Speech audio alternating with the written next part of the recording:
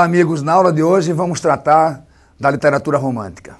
A chegada do romantismo no mundo, mas sobretudo no Brasil. Principalmente no Brasil, que é o que mais nos interessa para nossas provas de vestibulares brasileiros e sobretudo no Enem, que é nosso foco, né? Então, por literatura romântica, a gente entende que é uma literatura de um tom mais popular, que buscou atingir as camadas inferiores da sociedade, numa linguagem mais clara, mais direta, mais popular, abordando temas do cotidiano, mas valorizando, dando prioridade ao tema, evidentemente, central do romantismo, que seria o amor, a mulher amada, a idealização. A gente pode traduzir, inclusive, o nome romantismo como idealismo, não é isso? O romantismo como sendo uma forma de idealização do mundo, da vida e das coisas, tá certo? O romantismo tem início, como você vê aqui no nosso slide, o romantismo tem início na Alemanha e na Inglaterra, no final do século XVIII, mas chega ao Brasil durante o século XIX. Aqui no Brasil, o romantismo surge em 36, exatamente em 1836, com a publicação de Suspiros, Poetas e Saudades, de Gonçalves de Magalhães.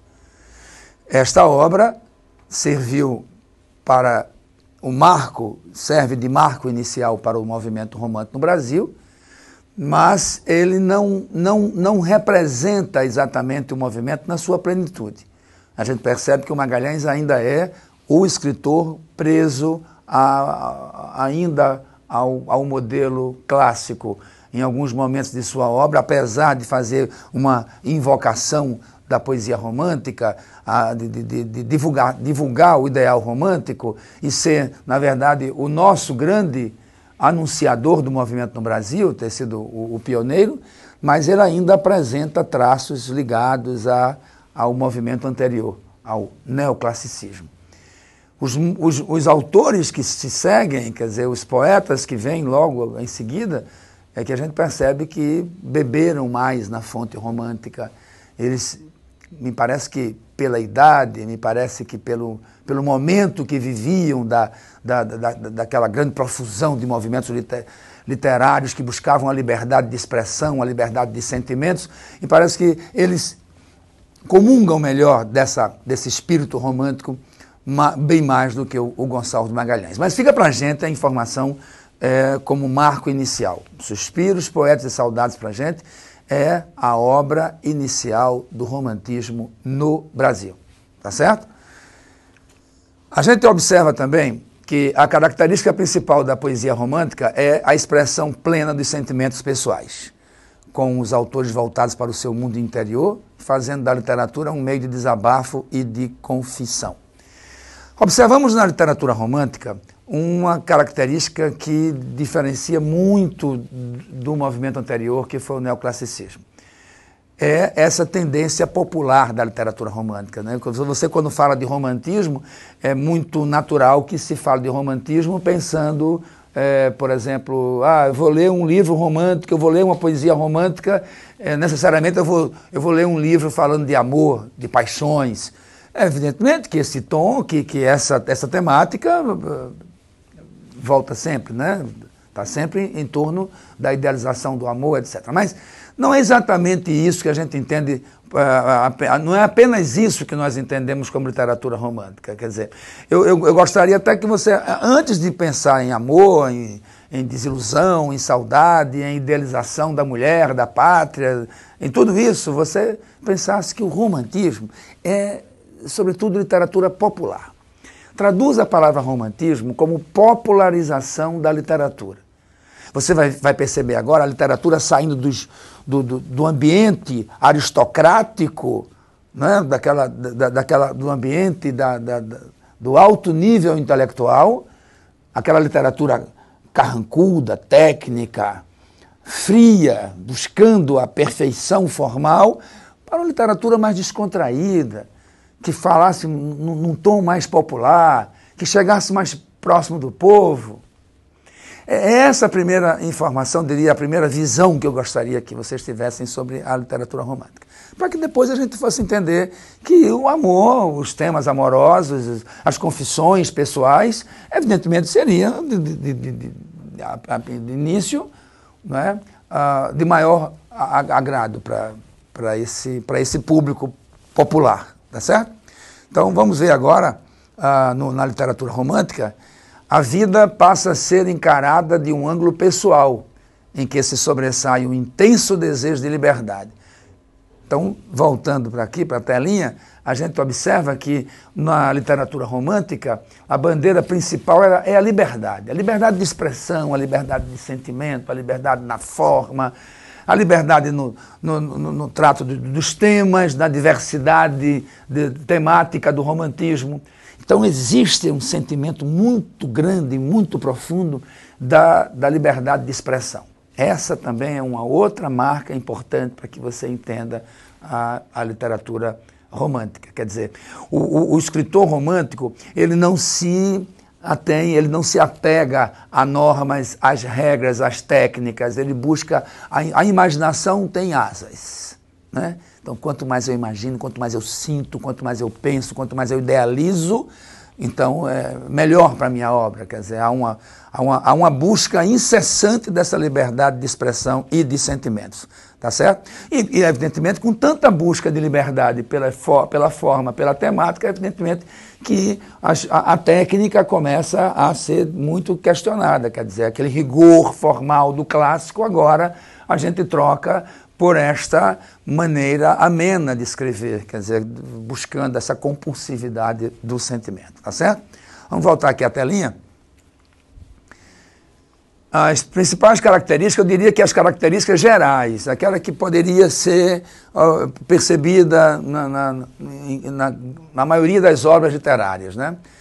A primeira delas é a exaltação dos sentimentos pessoais. Isso é muito importante, quer dizer, a obra romântica, o que nós entendemos como literatura romântica, exalta, sobretudo, aquilo que se passa no interior do artista. É o que o poeta sente. É o mundo interior dele. São seus sentimentos, suas emoções, suas experiências, suas dores, suas alegrias. O mundo de fora passa a ser agora segundo plano. Primeiro lugar, as minhas emoções. Primeiro lugar, o que eu sinto. Primeiro lugar, aquilo que se passa dentro de mim. Então, exaltação dos sentimentos pessoais. A exaltação da liberdade, como falei para vocês, isso aí é uma tônica no romantismo, né? A exaltação da liberdade, como eu já disse, temática, formal, a linguagem, a exaltação também da igualdade e de busca das reformas sociais. Você vai ver isso em cada uma das etapas do romantismo, tá certo? Valorização da natureza. Na verdade, a natureza, ela nunca deixou de ser fonte de inspiração, ela nunca deixou de estar presente na literatura, em todos os movimentos, em todas as etapas da literatura mundial, né? Agora, a gente percebe que no romantismo a natureza é cúmplice do poeta, né? O eu lírico está constantemente em harmonia com essa natureza. A natureza não é simplesmente um cenário, a coisa não acontece apenas num cenário natural. A natureza, ela é irmã, a natureza, há uma interação, entendeu? Poeta, natureza, o eu lírico com a natureza, a personagem se identifica com a natureza é um personagem importante no desenrolar da história, ou na confissão do poeta, ou na identidade dele, dos seus sentimentos, entendeu? Quer dizer, ele projeta a sua alma nessa natureza, que é viva, que é intensa, que é participativa, entendeu? Ao contrário de outros movimentos literários, que a natureza aparece apenas como um pano de fundo, como um cenário lá, até inerte, não é? Só para decorar, é uma decoração. Agora não, agora ela vai interagir, ela vai participar, não é? O poeta se compara a ela, o poeta se confessa a ela, há uma interação muito grande agora, poeta, natureza, o eu lírico e a natureza, etc. Também um sentimento nacionalista, a gente chama muita atenção para esse aspecto, porque você, quando busca a natureza, você busca uma natureza idealizada. E você também, quando busca a nação, você quando busca o seu povo, sua história também é idealizada, tá certo? Então você vê aqui agora, por exemplo, na nossa tela, o sentimento nacionalista como sendo um dado importante, uma característica importante para você marcar essa obra romântica, mas dentro, sem perder o foco pessoal do poeta. Tá certo? Não é a pátria, não é a nação como ela efetivamente se apresenta, como ela é, com os seus problemas, com as suas... Não. É a pátria idealizada. É o amor platônico por essa natureza, esse amor que eu tenho pessoal, íntimo, né? Da minha maneira pessoal de ver a minha pátria, de ver o meu povo, de ver a minha gente, de ver a minha história. Então, sempre que se fala de literatura romântica, você tem que partir da ótica interior do poeta, né? do subjetivo, Então, esse amor pela pátria, essa exaltação do nacionalismo também não vai ser diferente. Você vai observar que a literatura romântica exalta a pátria, mas a pátria que o poeta, a pátria que o eu lírico idealiza e imagina, tá certo? Volta ao passado. Saudosismo também é outra marca importante da literatura romântica. O poeta, ele não se identifica com o contemporâneo, com o presente, com o momento. O momento leva ele remete à ideia de angústia, de sofrimento, de insatisfação, incompatibilidade com o momento em que ele vive. Né? Esse instante da sua existência é para ele a dor, é para ele o sofrimento, é para ele a angústia.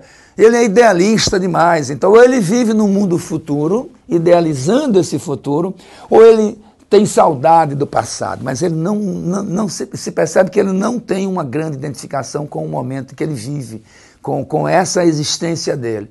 Daí a frustração, daí o sofrimento, daí a angústia, daí a dor e a vontade de ou voltar ao passado e relembrar, e aí o espírito saudosista é profundamente romântico.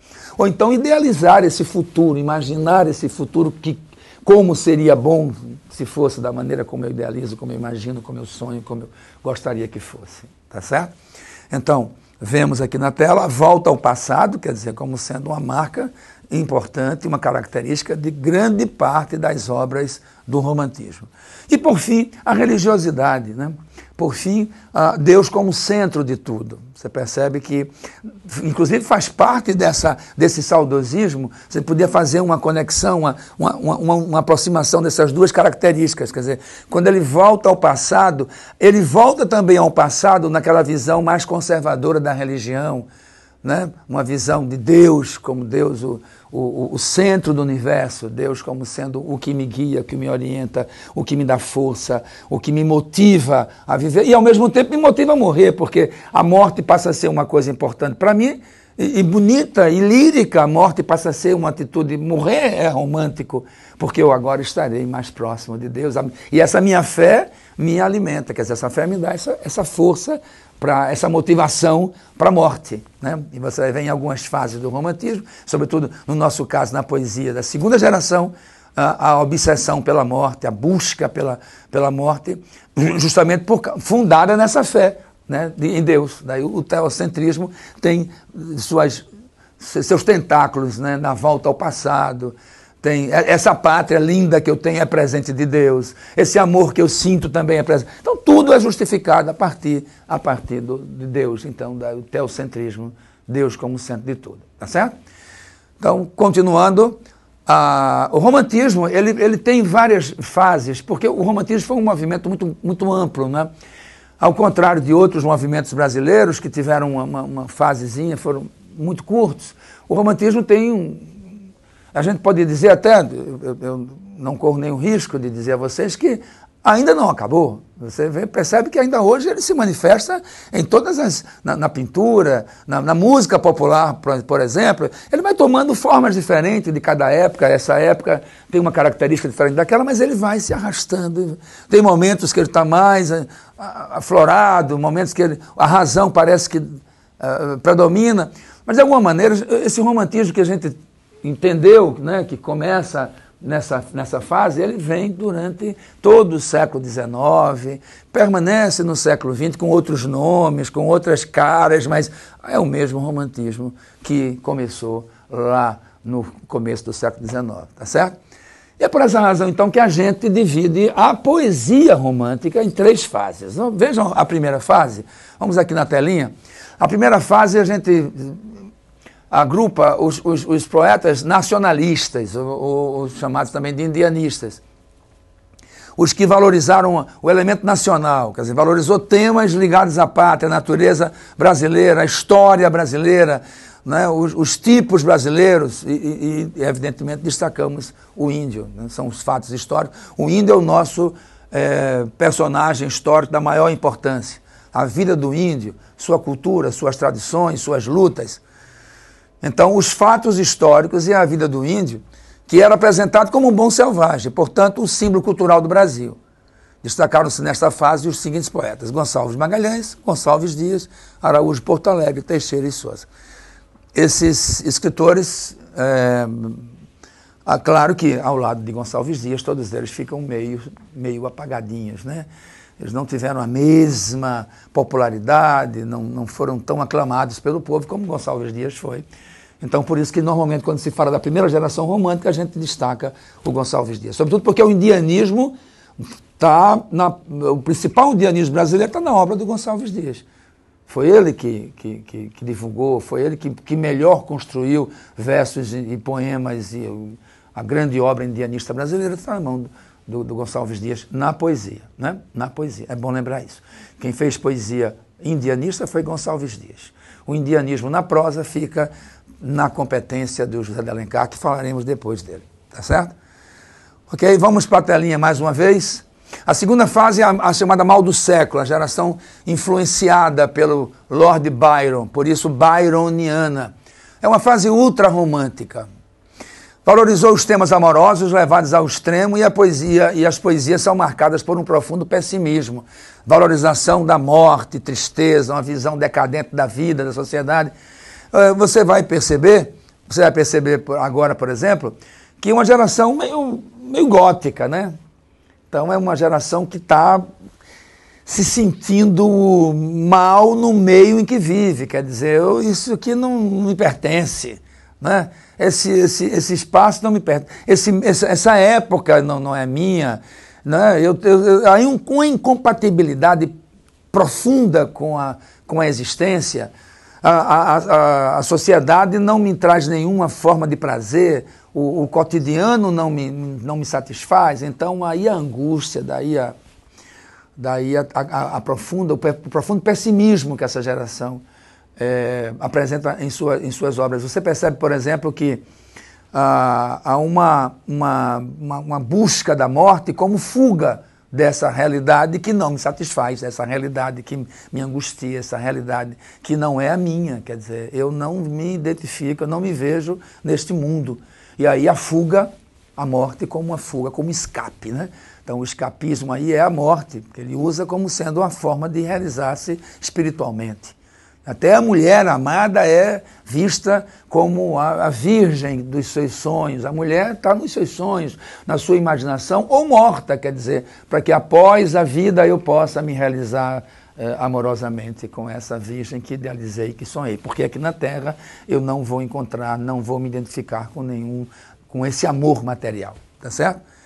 Então não se esqueçam aqui na telinha de novo, muitos escritores desse período morreram ainda jovens. Esse é um detalhe que importa você associar, fazer a ligação entre a tuberculose, essa doença contagiosa e trágica, né, que levou à morte de maneira voluntária e involuntária muitos jovens nessa época. E os nossos escritores, alguns deles sobretudo, porque tinham uma vida alguns deles tinham uma vida muito boêmia e evidentemente que atraíram mais rapidamente esse vírus e essa tuberculose atingiu muitos deles. No Brasil, nós destacamos Álvares de Azevedo, Cassimiro de Abreu e Junqueira Freire. E como aconteceu com a primeira geração, a gente tem aí um grupo muito grande, já bem mais envolvido com o romantismo, muito mais identificado com a estética, com as características, com essa tendência nova mundial que era o romantismo, bem mais do que a primeira, mas ainda assim a gente pode destacar entre eles o maior de todos, que é o Álvares de Azevedo. né? Álvares de Azevedo, o poeta da morte. Viveu toda a sua adolescência, toda a sua juventude preso, ligado a esse drama da morte, né? A doença acompanhando, incomodando, atrapalhando seus estudos, suas relações sociais, então a morte sempre presente na sua obra, sempre. Os poemas dele, todos, quase todos, se não todos eles, muito ligados a essa temática da morte. Inclusive, quando ele não está tematizando a morte, ele está sempre buscando algum tema afim, quer dizer, que tem alguma ligação com essa questão da morte, né? Como o demônio, como Macário, por exemplo, uma peça de teatro que ele escreveu a partir de um sonho que ele teve com o demônio. E aí ele encontra um homem na cidade de São Paulo e ele tem a impressão de que esse homem é o demônio e ele passa a noite conversando com esse demônio. E, então